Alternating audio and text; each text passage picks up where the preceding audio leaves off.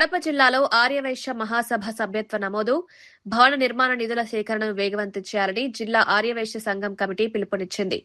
బద్వేల్లో జిల్లా అధ్యక్షులు వల్లకొండు వెంకటరమణ ఆధ్వర్యంలో కమిటీ ప్రతినిధులు సమావేశమై సభ్యత్వాలపై సమీక్షించారు.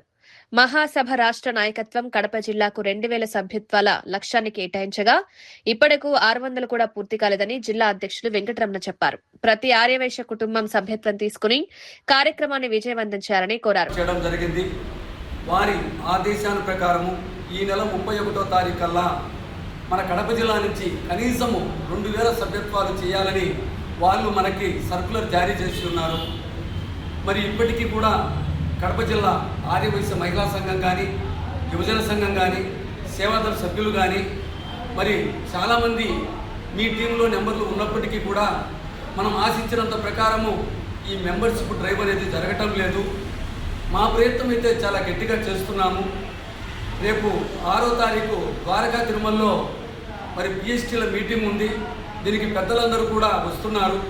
అక్కడ వేదిక మీద మన సభ్యత్వాల గురించి ప్రస్తావన చేయబోతున్నారు. మరి ఆ వేదిక మీద కడప జిల్లాకు ఒక గౌరవము, గుర్తింపు, మరి పేరు ప్రఖ్యాతులు రావాలంటే ఖచ్చితంగా మహిళా మండలి సభ్యులు కానీ, యువజన సంఘం సభ్యులు కానీ, సేవాదళ సభ్యులు కానీ మనందరము కలిసికట్టుగా ఈ మెంబర్షిప్ డ్రైవ్కు ముందుకు రావాలి. ప్రతి ఒక్కర్లము అడిగిన వాళ్ళని అడగకుండా, చేసిన వాళ్ళని గుర్తు చేసుకోకుండా కనీసం మనిషికి 3 మందిని మనం మెంబర్షిప్ చేయగలిగితే కనుక 2000 వరకు సభ్యత్వాలు అయ్యే అవకాశం ఉంది. ఒక పట్టుదల, ఆత్మవిశ్వాసంతో మన ఐక్యతను చాటి చెప్పే విధంగా కడప జిల్లా పేరు ప్రఖ్యాతులను పిఎస్టీ మీటింగ్లో అందరూ గొప్పగా చెప్పుకునే విధంగా మనందరం కష్టపడి ఈ వారం రోజుల్లో మన లక్ష్యాన్ని చేరుకోవాలంటే ఖచ్చితంగా మీ వంతు సహాయ సహకారాలు మన కడప జిల్లా ఆర్యవైశ్య సంఘానికి అందించి జిల్లాలోనే కడప జిల్లా నేటి జిల్లాగా మనందరికీ పేరు. ఇది నాకు, మన కమిటీకే కాదు, మీ అందరికీ గర్వకారణము.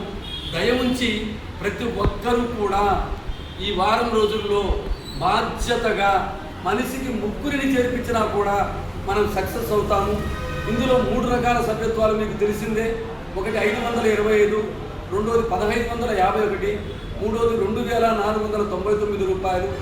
ఈ మూటలో ఏ ఒక్కటైనా కానీ మనకు కావాల్సింది సభ్యత్వ నమోదు కార్యక్రమము. దయవుంచి సభ్యులు, లీడర్లు అందరూ కూడా ఆలోచించి ఇది మన అందరికీ కూడా ఒక గర్వకారణంగా భావించి ఖచ్చితంగా సభ్యత్వాలు చేయాలని మీ అందరికీ పేరు పేరున రిక్వెస్ట్ చేసుకుంటున్నాము.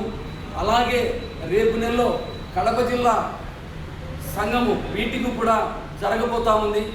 ఎవరైతే మినిమం 50 సభ్యత్వాలు చేసి ఉంటారో ఆ వేదిక మీద వాళ్ళకు ఘనంగా గౌరవ సత్కారం కూడా ఉంటుందని ఇందు మూలంగా మీ అందరికీ తెలియజేస్తున్నాము.